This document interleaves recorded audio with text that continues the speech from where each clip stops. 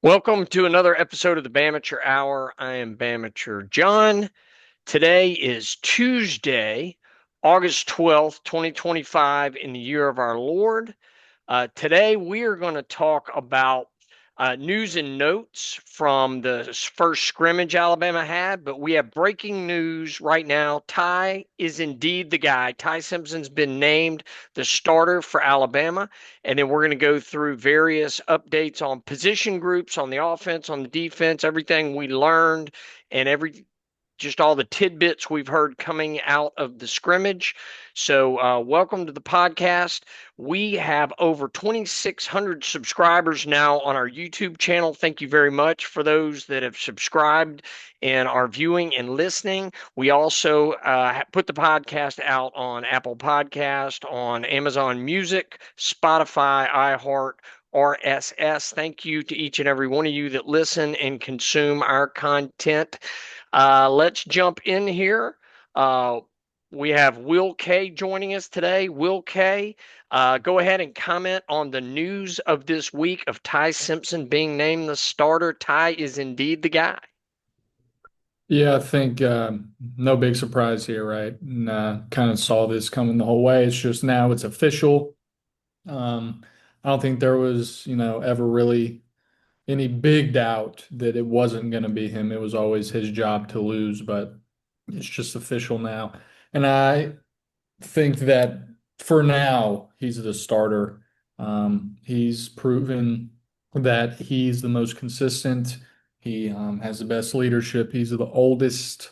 Um, I mean, I guess he has the most experience. Sorry. Hang in there, Will. All right, are Jeez. we losing you? I think he has the All most right, don't experience. don't don't lose your cookies here on screen. Okay, get back to it. Nah, sorry, there's some in my throat. He has the most experience out of all of them, which is still not a lot. He still has yet to throw a passing touchdown. Um, In a game. also, yeah, in a game. Um, but yeah, I don't think this is a big surprise. Kind of what we saw coming. Everything that came out of spring practice indicated that he was the leader in the clubhouse and that he was the favorite to do it.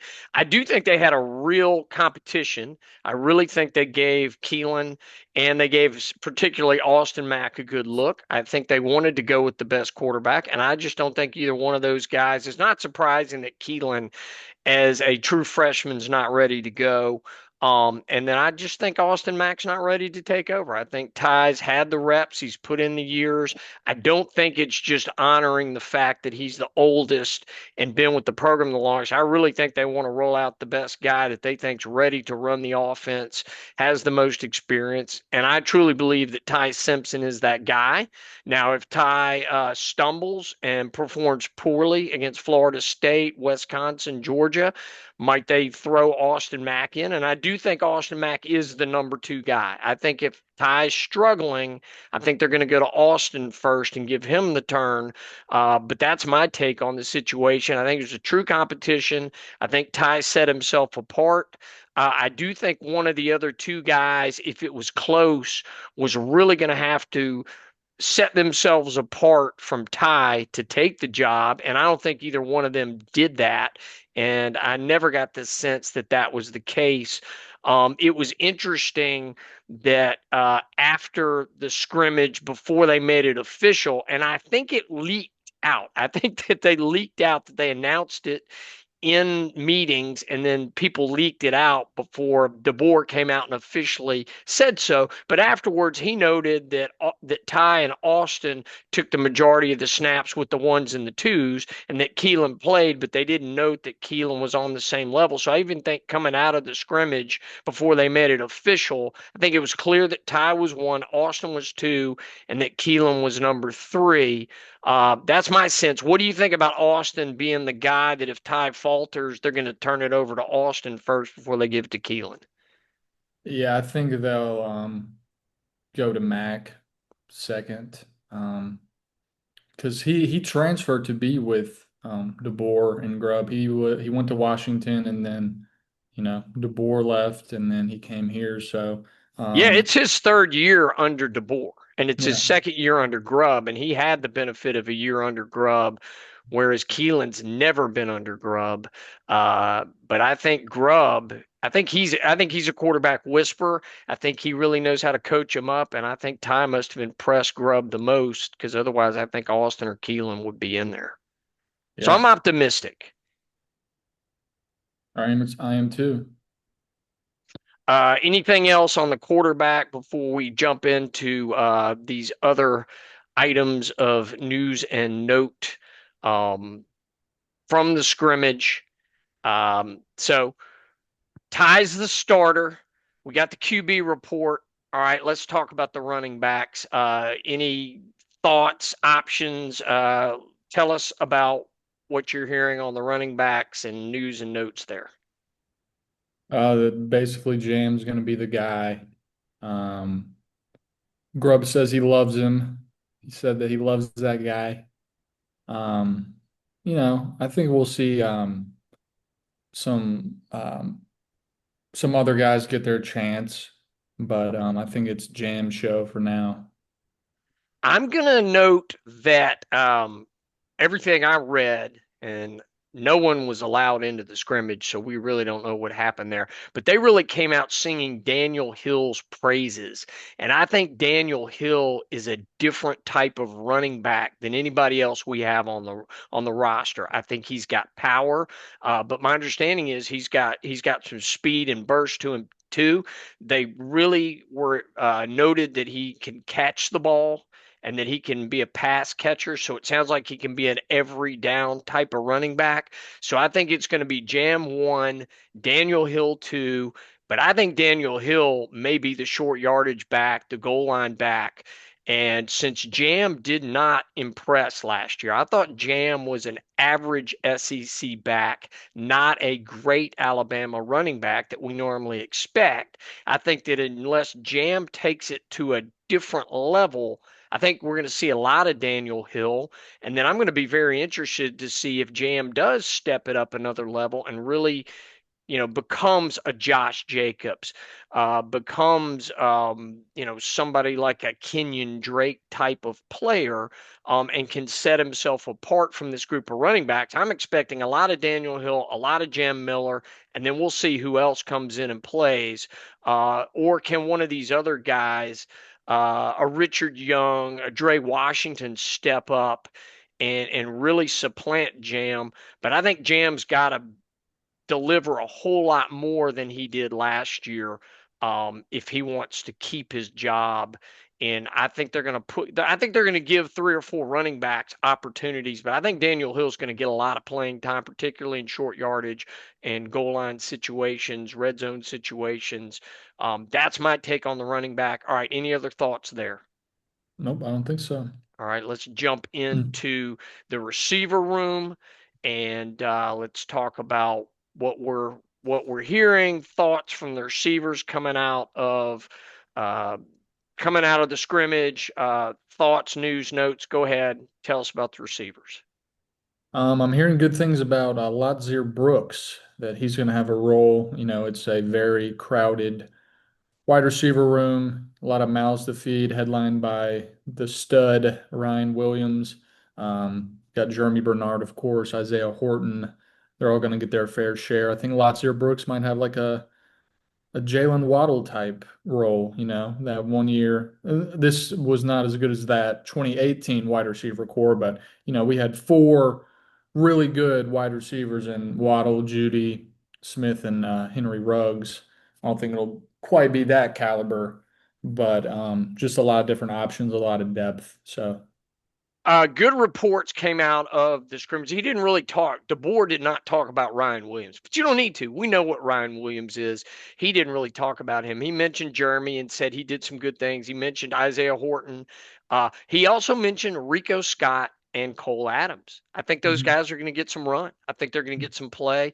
Again, Cole Adams is that Julian Edelman, Wes Welker type player, possession receiver, that guy that can get open on third and short, third and medium, pick up those yards you need to get quick hit, boom, get open, hit him.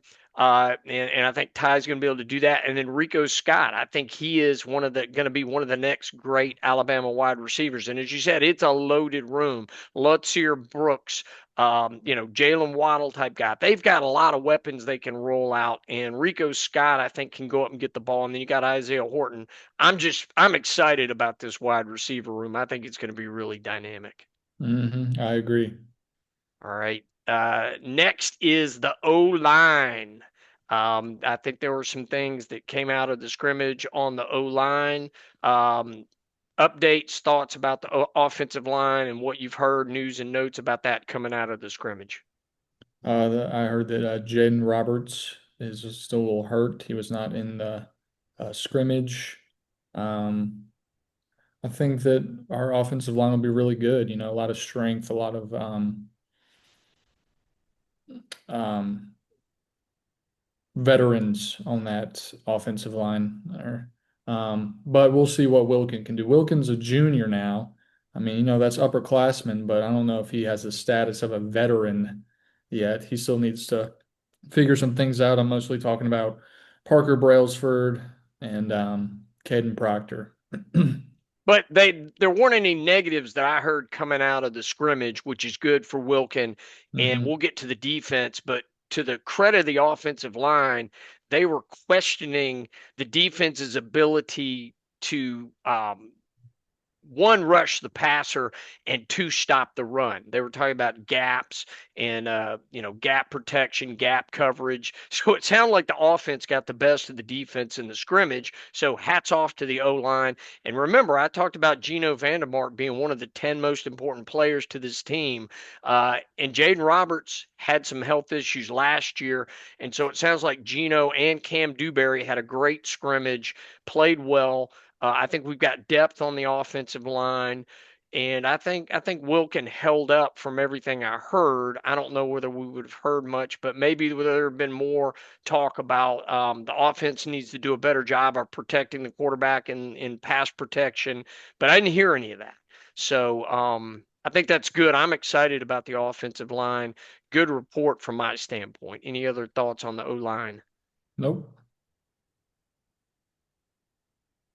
And next on the agenda is the defense. And I alluded to the fact that it was a mixed bag from what I heard about the defense. Yeah. News, notes, thoughts on the defense coming out of the scrimmage. Yeah, I heard that, like you just said, the offense kind of got the best of the defense, scored a few times. I don't know if that's good or bad. Maybe our offense is just that good. I'm hoping it's the offense is that good and not the defense is going to have some problems. What I'm worried about, which is one, run defense and getting pushed up the middle, and two, not just pressuring the quarterback, but getting to the quarterback and sacking. But again, it's hard to know how much pressure they really got in the scrimmage because they weren't allowed to take the quarterbacks to the ground. So we don't know for sure how effective they were on pass plays. But I am worried about the the interior of the defense being able to stop the run and getting hmm pounded on. And it seemed to be a point of contention in the scrimmage. So I'm concerned about it. Yep, yep.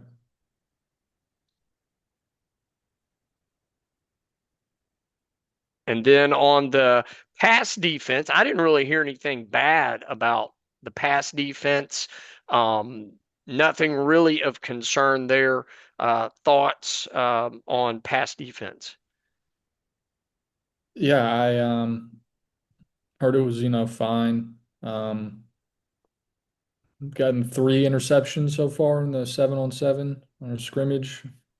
Um, I mean, you know, even if, you know, it's just one scrimmage, but I think it should be the best defensive backfield in the nation. Well, let's hope that our offense is that good and they're ready to go, and that the fact that they weren't singing the praises of the defense does not reflect on the fact that we're going to have a really good defense. It's just that the offense is good, and maybe the defense also, given that they didn't want to let them hit the quarterback, was hamstrung a little bit. hmm And we're going to find out here in a couple of weeks. Got a second scrimmage coming up on Saturday. We'll see what the reports are there on the defense. We'll watch that also with Ty getting the 1 reps. I'm assuming in the second scrimmage that's coming up Saturday, he's going to get more of the reps. We'll hear a lot more about Ty. They'll focus on that. They won't try to play up that it's still a quarterback battle, but we'll get more information about Ty, how he's looking, how he's running the offense, how he's preparing for Florida State. But also, I do want to hear them talking more about the defense being ready, about having better gap integrity against the run, also being able to set the edge, force things inside, push the pocket, and not just being driven, but maybe our offensive line's that good. Yeah. Maybe they're really powerful. I don't know. We're gonna find out. I'm excited about it. We're gonna be here for it. Yeah. Um, we will see. So any last thoughts on the defense before we just move into specific players and news and notes on players? Nope. All right. Have you heard of Yonze Pierre? I have. Well, they were singing his praises, and he was noted among. I didn't hear him talking a lot about the defensive players. They noted some folks that were injured and banged up, but they did mention him. Uh, so I'm interested. What do you know about him? Because I had never heard of him Yeah, I heard. until they mentioned him in after the scrimmage. Yeah, I think he made a few good plays last year. He's more of a role guy. I remember I was at the Wisconsin game and I watched that, and he made a few good plays in that. But he'll get more playing time this year, sounds like. So he should be good. Add to that pass rush and that depth. Which we need. Yeah. That's good. And in terms of added depth, James Smith was out, and I'm curious how much not having him in there impacted. And we're gonna go into the injuries. And the good news is, I think Alabama's pretty healthy overall. I think Latsier Brooks is back; he's good to go. I think Keon Sabb's out there. So really, the two players that they noted who were sitting out and not really involved were Jaden Roberts and James Smith. So Jaden Roberts on the offense, we've talked about that. He had injury problems last year, and again, I think that's why Geno Vandermark and Cam Dewberry are super important. Mhm. Is we don't know if Jaden Roberts can stay healthy. Are they being cautious and just making sure he's healthy, ready to go, or is he really struggling with injuries? He's going to fight all year. And then I don't know what's wrong with James Smith. They didn't really mention it, but I know he is a big factor. He's an important player, He is. and we need him. We need him to be healthy and ready to go. And I'm not sure in the middle behind him and behind Keenan, who are our big run stuffers. Um, I mean, that's it, really. Those LT are the name and guys. Other than that, well, LT's an edge guy. He is not. yeah. He's not a middle of the line run stuffer. He's not a D tackle. He's not a Quinnen Williams. He's an edge guy, and we need LT to do his thing. But the ability to stop that, to collapse the pocket, to blow up those interior runs, it's going to be on those two guys and whoever the backups are there behind them. And hopefully, we've got some other guys that can spell them. Um, and we need James Smith to be healthy, but it's good that overall on the injury report front right now, I am not aware of other injured players, major injuries, who seem to be pretty healthy going into Florida State right now. Mm-hmm. All right. Any other news, notes, thoughts for today? With the big news being Ty is indeed the guy, just as we've said all along, he was going to be the guy. Any other news, notes, thoughts before we wrap Nope, this one up? I don't think so. I think, just one scrimmage. We'll just have to wait a couple weeks to really see against Florida State.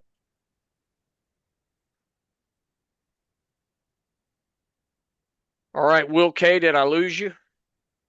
No, can you hear me? Okay. Yep. No, I got you. Just want to make sure you're still there. All right. Well, I think that's going to wrap it up for this edition. Big news is Ty Simpson is the starter. They're going to prep him and get him ready for game one. We're hoping that that means he's going to be ready to go. He's going to be fantastic. Thank you all for listening and viewing. God bless and roll tide. Roll tide, Will Kilgore. Roll Tide.